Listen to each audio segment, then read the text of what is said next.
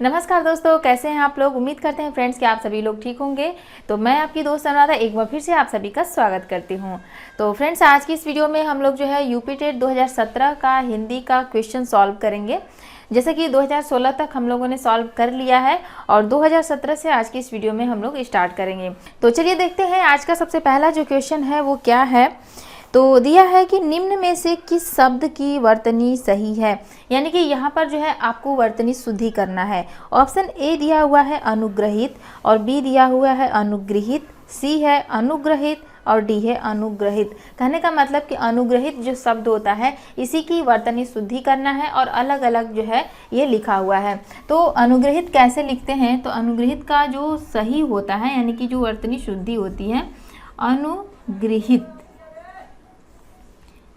अनुग्रहित को इस तरीके से लिखा जाता है, ये सही होगा। यानी कि जहाँ पर आपको ऐसे दिखे अनुग्रहित तो ये सही होगा। इसके अलावा अगर किसी तरीके से लिखा है कहीं कहीं पे, जैसे आपको अनुग्रहित ना करके अनुग्रहित दे देगा, ऐसे पूछ देगा, या फिर ये इधर से मात्रा लगा देगा, तो कई तरीके से जो है बदल बदल करके आपसे पूछ सकता है। तो इसका जो सही होता है यानी कि जो इसकी शुद्ध वर्तनी होती है वो होता है अनुगृहित।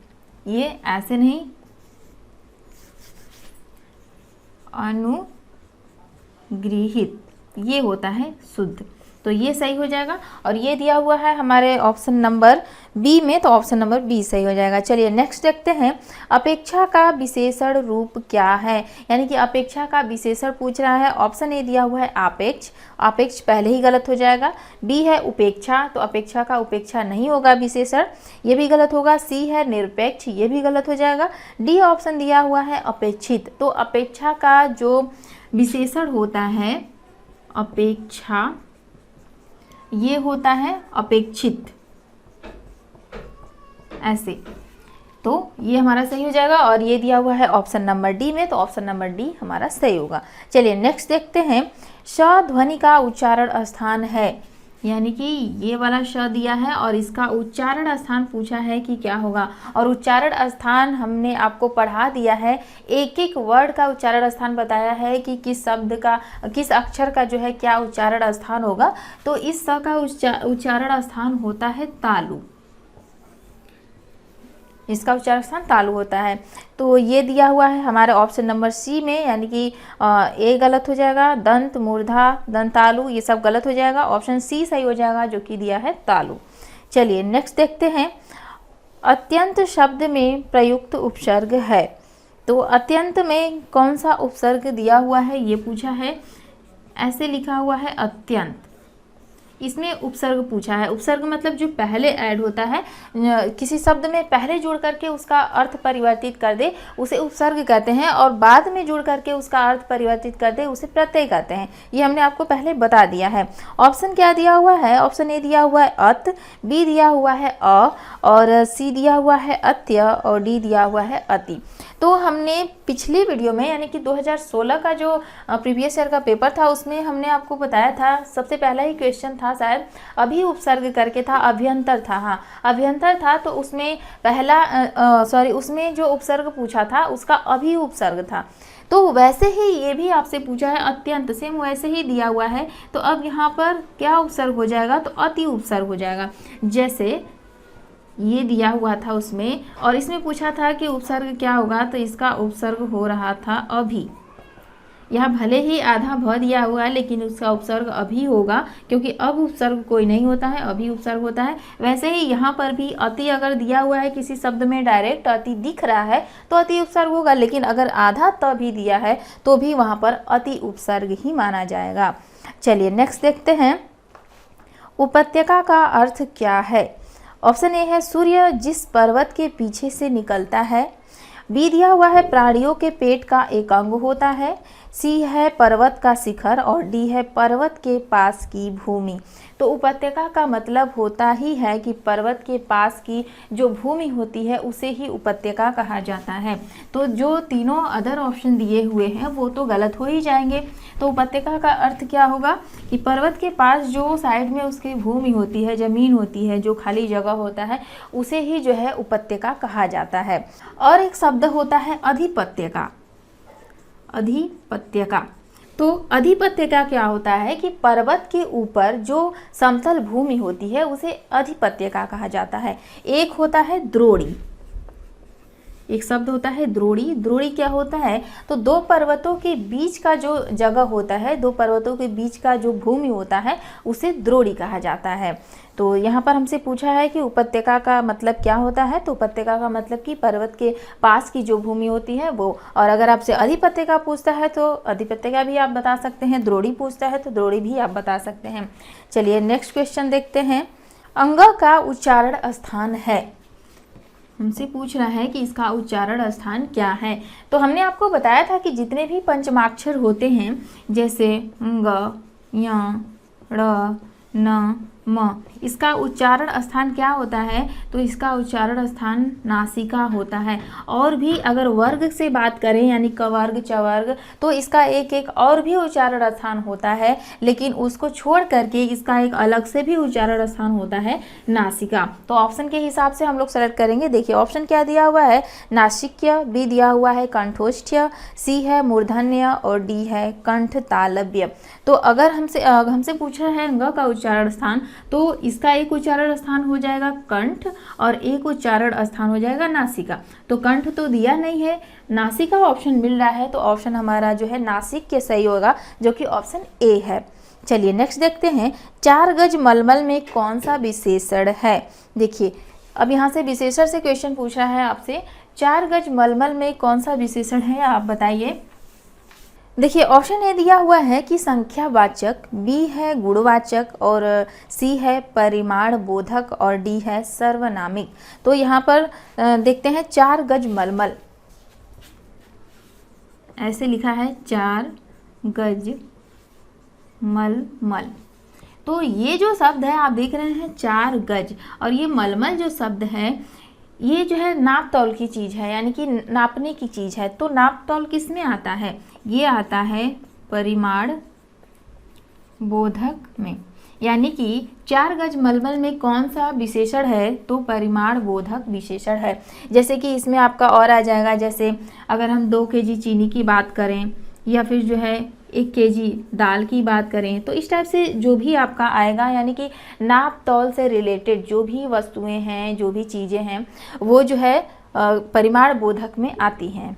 यहीं पे एक और चीज़ देख लीजिए, जैसे मान लीजिए कि अगर आपसे पूछता है कि 4 सेर, अगर सेर करके पूछता है, मान लीजिए 4 सेर आटा, अगर ये पूछ दे, 2 सेर चावल, ऐसे करके पूछ दे सेर लगा करके, तो ये भी आपका जो है इसी में आएगा, परिमाण बोधक में ही आएगा।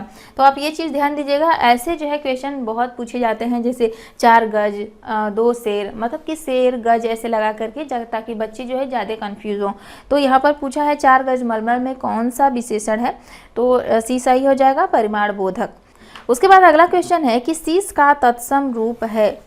तत्सम पूछ रहा है और ये दिया हुआ है ऐसे, शीश ये शब्द है और इसका तत्सम पूछ रहा है, तो शीश का तत्सम हो जाता है शीर्ष। बहुत इजी क्वेश्चन पूछा है। ये है आपका तद्भव और ये है तत्सम, तो पूछा है कि इसका तत्सम क्या होगा, तो शीर्ष हो जाएगा। और ये दिया है हमारे ऑप्शन नंबर बी में, तो ऑप्शन नंबर बी सही हो जाएगा। अगला है चौराहा शब्द में समास है। चौराहा में कौन सा समास है, समास भी बहुत इजी पूछा है।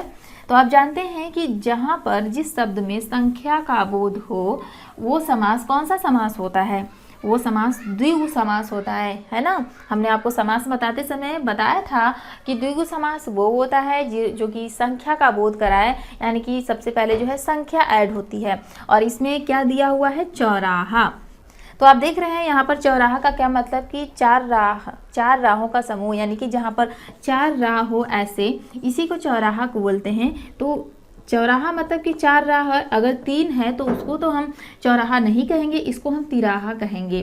ठीक, तो चौराहा में जो है द्विगु समास आ जाएगा। अगर आपसे पूछता है तिराहा तो उसमें जो है द्विगु समास आ जाएगा। अगर पूछता है पंचवटी तो पंचवटी यानी कि 5 वटों का जो है समूह, तो पंचवटी में भी जो है द्विगु समास आपका हो जाएगा।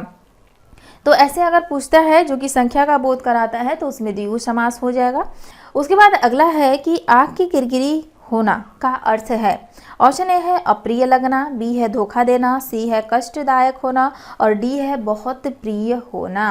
तो आँख में किरकिरी होने का अर्थ होता है कि अप्रिय लगना। जैसे कोई व्यक्ति है जो कि आपको बहुत अप्रिय लग रहा है, आप उसे पसंद नहीं कर रहे हो, तो ऐसे लोग बोलते हैं कि आँख की किरकिरी हो गए हो, या फिर किसी को कहते हैं कि वो आँख की किरकिरी हो गया है, यानी कि वो बहुत ही अप्रिय हो गया है, वो पसंद नहीं है।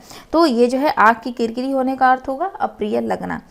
अगला है निम्नलिखित में मौखिक अभिव्यक्ति का रूप है। ऑप्शन ए है शुद्धवर्तनी, बी है सुलेख, और सी है श्रुतलेख, और डी है आशु भाषण। तो यहाँ पर पूछा है कि मौखिक अभिव्यक्ति का रूप है, कौन सा मौखिक अभिव्यक्ति का रूप है। पहले ऑप्शन की बात करें शुद्धवर्तनी, तो शुद्धवर्तनी आप जानते हैं कि किसे कहा जाता है, तत्सम को शुद्धवर्तनी कहा जाता है, ये सही नहीं होगा। दूसरा ऑप्शन है सुलेख, सुलेख किसे कहते हैं, तो सुंदर लेख को ही सुलेख कहते हैं। तीसरा है श्रुतलेख, यानी कि सुनकर लिखना ही श्रुतलेख होता है। उसके बाद अगला है आशु भाषण। तो ये तीनों ही ऑप्शन हमारे नहीं होंगे, चौथा ऑप्शन हमारा सही हो जाएगा आशु भाषण। उसके बाद अगला क्वेश्चन है कि हिंदी भाषा में कितनी बोलियां हैं, 15, 25, 18 और 22। तो फ्रेंड्स हिंदी भाषा में जो है टोटल 18 बोलियां हैं, जैसे कि छत्तीसगढ़ी, बघेली, ब्रजभाषा, खड़ी बोली, कन्नौजी, मारवाड़ी, भोजपुरी, मगही, मैथिली, इस तरीके से टोटल जो है 18 बोलियां हैं। तो हमारा ऑप्शन सी सही हो जाएगा 18। उसके बाद नेक्स्ट है भारतेंदु युग में निकलने वाली पत्रिका युग में है। ऑप्शन ए है कवि वचन, सुधा, हिंदी प्रदीप, बी है सरस्वती माधुरी, सी है कल्पना ज्ञानोदय, और डी है नवनीत कादम्बिनी। तो पूछा क्या है कि भारतेंदु युग में निकलने वाली पत्रिका युग में है, तो इसका सही जवाब हो जाएगा ऑप्शन ए, यानी कि कवि वचन, सुधा और हिंदी प्रदीप। कवि वचन, सुधा और हिंदी प्रदीप। कवि वचन सुधा का प्रकाशन किसने किया, तो इसका प्रकाशन जो है भारतेंदु हरिश्चंद्र द्वारा हुआ। भारतेंदु हरिश्चंद्र द्वारा। कहाँ से, तो काशी से। अगर बात करें हिंदी प्रदीप की, तो इसका प्रकाशन जो है बालकृष्ण भट्ट द्वारा, बालकृष्ण भट्ट द्वारा हुआ। कहाँ से, तो प्रयागराज से। ये भी आप लोग ध्यान दीजिएगा, क्योंकि ये भी क्वेश्चन बन सकता है कि कवि वचन सुधा जो पत्रिका है ये भारतेंदु हरिश्चंद्र द्वारा जो है प्रकाशित हुई है काशी से, और जो आपकी हिंदी प्रदीप पत्रिका है ये बालकृष्ण भट्ट द्वारा प्रयागराज से प्रकाशित हुई है। हमसे पूछा है कि भारतेंदु युग में निकलने वाली पत्रिका युग में है, तो ये जो दोनों पत्रिकाएं हैं ये भारतेंदु युग में जो है निकलने वाली पत्रिका है। चलिए अगला है तद्भव पत्रिका के संपादक का नाम है। तद्भव पत्रिका के संपादक कौन है, तो हम आपको बता दें कि तद्भव जो पत्रिका है, तद्भव पत्रिका, इसके संपादक का नाम है अखिलेश। इन्होंने जो है इस पत्रिका का प्रकाशन किया, यानी कि इस पत्रिका के संपादक अखिलेश हैं। तो ऑप्शन हमारा डी सही हो जाएगा, डी दिया हुआ है अखिलेश। और आपसे ये भी पूछ सकता है कि ये पत्रिका कहाँ से प्रकाशित हुई है, तो ये पत्रिका जो है लखनऊ से प्रकाशित हुई है, लखनऊ से। तो आप ये भी पॉइंट याद कर लीजिएगा कि तद्भव पत्रिका के जो संपादक हैं वो अखिलेश हैं, और तद्भव पत्रिका जो है कहाँ से प्रकाशित हुई है, यानी कि इसका प्रकाशन कहाँ से हुआ है, तो लखनऊ से इसका प्रकाशन हुआ है। उसके बाद अगला क्वेश्चन देखते हैं। अगला है 12 बरस सौ कुकुर जीवे और 13 लौ जिए सियार, यह पंक्ति किसकी है। तो फ्रेंड्स हम आपको बता दें कि ये बहुत ही फेमस पंक्ति है, और ये पंक्ति है जगनीक की। जगनीक की ये फेमस पंक्ति है। और एक चीज़ आपसे यहाँ से पूछ सकता है, परमाल रासो, इनकी जो एक रचना है जो कि बहुत ही इम्पॉर्टेंट है, आपसे एग्जाम में ये पूछता है कि परमाल रासो के रचनाकार कौन है, तो ये जो है जगनीक हैं। तो ये भी आप लोग ये पॉइंट याद करके रखिएगा। तो इसी के साथ फ्रेंड्स आज के इस वीडियो में बस इतना ही। कुछ और भी क्वेश्चन इसमें बचे हैं जो कि हम लोग नेक्स्ट वीडियो में कवर कर लेंगे। तो अगर आपको आज की वीडियो पसंद आई हो तो वीडियो को लाइक जरूर कर दीजिएगा, और साथ ही साथ अपने फ्रेंड्स में शेयर भी कर दीजिएगा। तो चलिए मिलेंगे नेक्स्ट वीडियो में। Have a nice day.